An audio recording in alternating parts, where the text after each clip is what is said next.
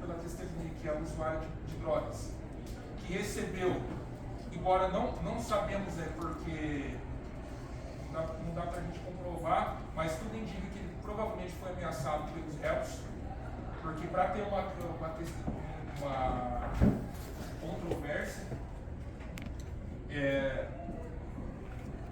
ele afirmou que pegou a droga no dia da primeira ré, depois que recebeu a droga do segundo réu, mais os policiais encontraram no quarto dos réus 3 papelotes de crack semelhantes ao que foi comprado pelo usuário, mais o dinheiro que foi encontrado, além da quantia mais que tinha, um dinheiro semelhante, a mesma quantidade de dinheiro que foi pago pelo usuário.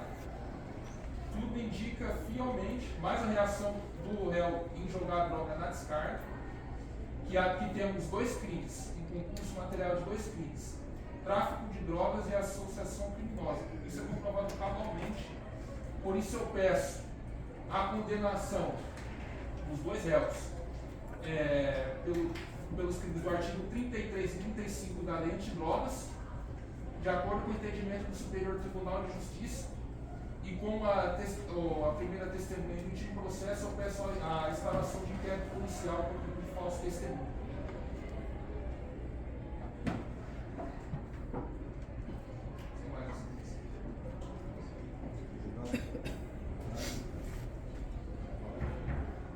Bom, primeiramente, boa noite a todos, boa noite a Vossa Excelência, todos os presentes.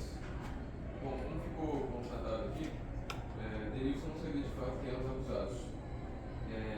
Não foi tido o reconhecimento da pessoa na forma como está previsto em lei, no artigo 226 do Código de Processo Penal. Então não tem como saber de fato se houve a materialidade e a autoria.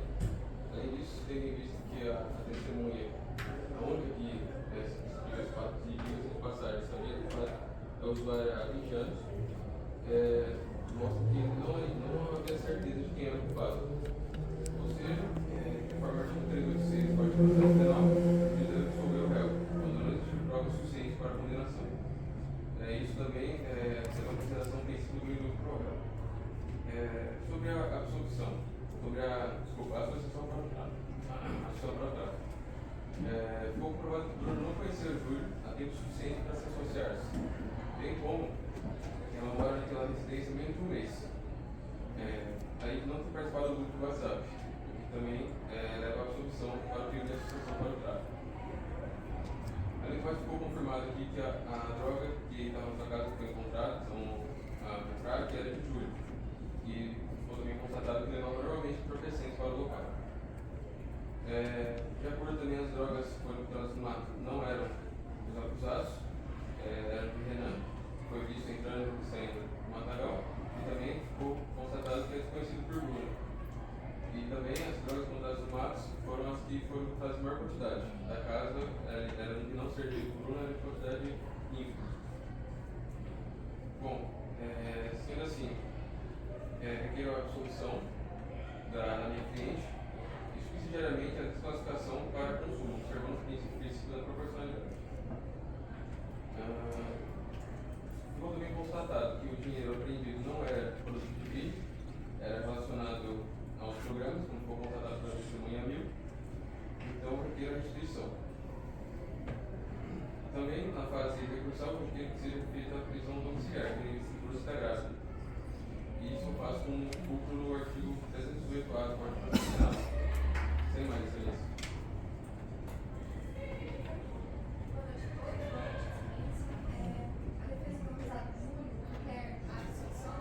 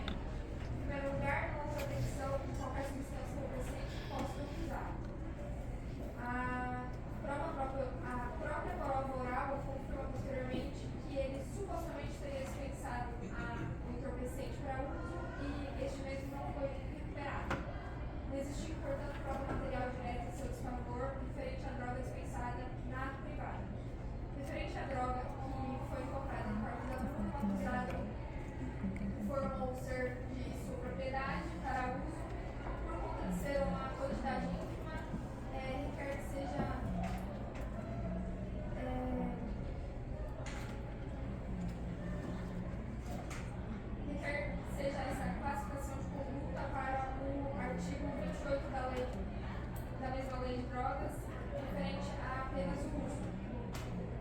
Ademais, nenhum dos policiais ouvidos e o juiz presenciou diretamente qualquer ato de venda praticado pelo acusado. Todavia, a imputação se baseia somente no relato do terceiro, o qual inclusive é usuário de drogas de longa data, quem só o policial deu depoimento. Posteriormente, aqui, neste momento, deu um outro depoimento totalmente fragilizado, com confiabilidade estruturada de suas declarações. Ressalta-se ainda que não foi apreendida quantidade de dinheiro alguma com o acusado, nem qualquer outro elemento que indique a praticância de mercância ilícita.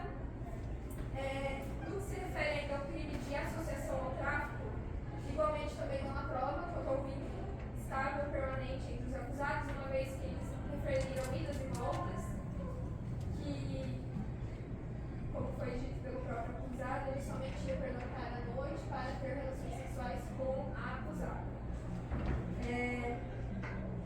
Como o requisito de vínculo estável permanente é indispensável para a configuração do tipo penal previsto na associação do tráfico, essa defesa requer que seja esse contexto absoluto. Diante de todo esse contexto probatório frágil e inconclusível, requer-se, portanto, a absolvição do acusado nos termos do artigo 386, inciso 7 do Código Processual Civil. Subsidiariamente, caso esse não seja o entendimento de Vossa Excelência, requer que a desclassificação seja para a conduta do artigo 28, tendo em vista ele ter assumido a droga localizada no quarto da bruxa. Configurando, portanto, a condição de usuário. Por fim, ressalta-se que o processo penal ele exige certeza para condenar, não sendo admissível a imposição de pena sob base de meras presunções, conforme foi alegado pelos policiais, não terem visto a droga despejada, e pelo frágil depoimento da testemunha. Requer, então, portanto, a absolvição desses termos, excelência, se possível, caso não seja o entendimento de Vossa Excelência, a condenação por artigo 28, que é para abuso. Senhoras e senhores, encerrada a instrução processual e ouvidas as partes e alegações finais, eu passo a proferir as seguintes. Relatório: solicitaram dispensados nos termos da lei diante da sentença oral. Fundamentação: premissa fática. O que restou comprovado em juízo foi, primeiramente, coação indireta. No depoimento de juízo submetido ao contraditório, Denilson confirmou, ainda recentemente, que os policiais lhe coagiram. Essa declaração, somada à ausência de qualquer formalidade de colaboração, enfim, configura coação direta por promessa de vantagem ou por medo. Da nulidade da prova testemunhal. Diante desses fatos, comprovados em juízo, passa a declarar a nulidade do depoimento de Denilson Ferreira da Silva, prestado na fase inquisitorial pelos seguintes fundamentos. Da coação, por motivo de coação, ele foi inquirido na fase inquisitorial e, por conta disso, ele relatou os fatos de acordo com o que solicitado. No caso, nós temos comprovado que Denilson foi induzido a incriminar mediante promessa implícita de liberdade, ou até de não persecução penal, até porque no momento ele figura como testemunho, nem pelo uso do testemunho, e essa promessa configura uma atuação moral que inicia o consentimento torne ilícita a prova dela decorrente. Da quebra da cadeia de custódia da prova oral. A prova testemunhal também possui uma cadeia de custódia. Conjunto de procedimentos que garantem sua rigidez, autenticidade e voluntariedade.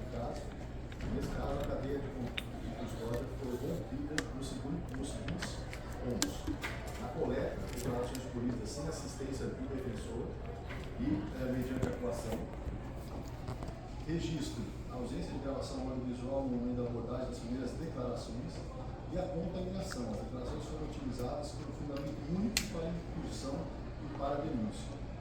A prova cuja cadeia de custódia rompida deve ser considerada ilícita por derivação. No fim da teoria do fruto da árvore envenenada. São inadmissíveis devendo ser desempenhadas no processo provas ilícitas, assim entendidas ou obtidas em violação a normas constitucionais e legais. São também inadmissíveis provas derivadas das ilícitas, salvo quando não evidenciado o nexo de causalidade entre os alunos, ou quando derivadas puderem ser obtidas de fonte independente das primeiras.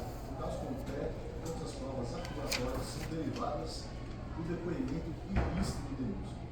Os depoimentos dos policiais reproduzem que denúncia disse não presenciaram a venda.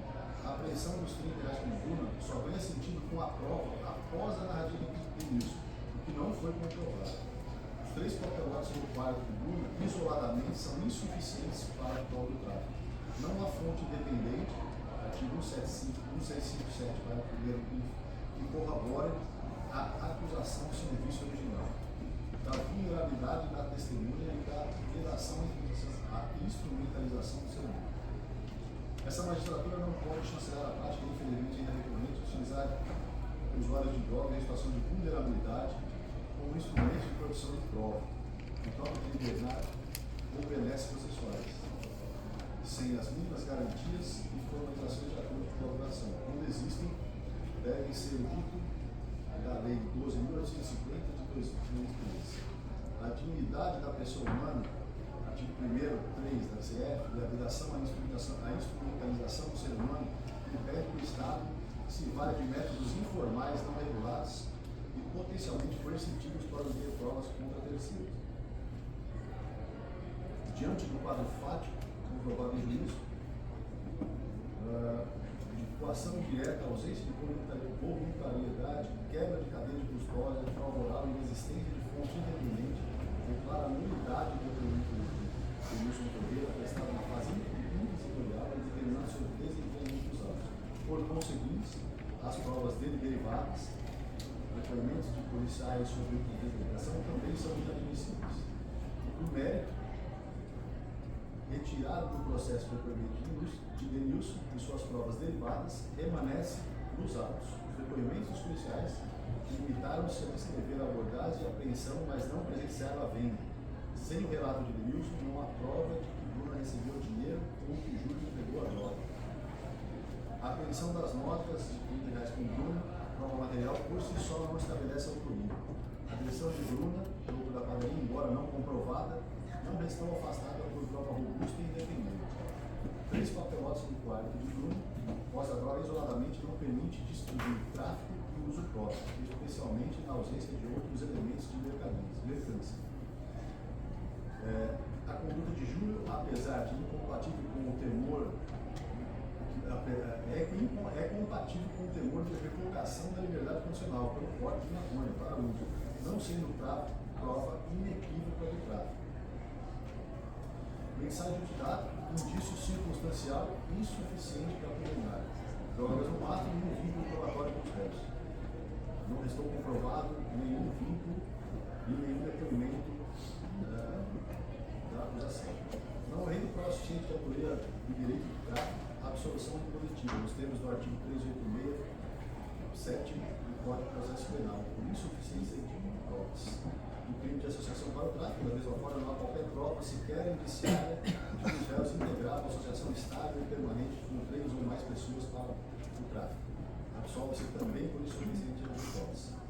Dispositivo. Durante o exposto, julgo totalmente de procedência a comissão sentido estatal para sobre Bruna Flores e Júlio César Barbosa Ferreira das imputações do artigo 33, art. E artigo 35, ambos da Lei 11.343/2006, com fundamento no artigo 386 do Código de Processo Penal, insuficiência de provas. Determinado levantamento imediato da prisão preventiva dos réus, se por esse motivo estiverem presos, expedido-se ao alvará de soltura em favor de ambos. Determinar a restituição da quantia de R$150 acordida com a Bruna Flores por ausência de comprovação do crime seguinte. Isentar ao réu os pagamentos de custos processuais nos termos do artigo 804 do CPV. Registro, publique-se e indique-se. Comunique-se ao juízo das execuções penais, se for o caso. Agora, se registro do recurso, se houver, o Ministério Público manifesta o desejo de recorrer à sentença, Manifesta-se. ação interposto pelo Ministério Público, no efeito de motivo suspensivo nos termos do artigo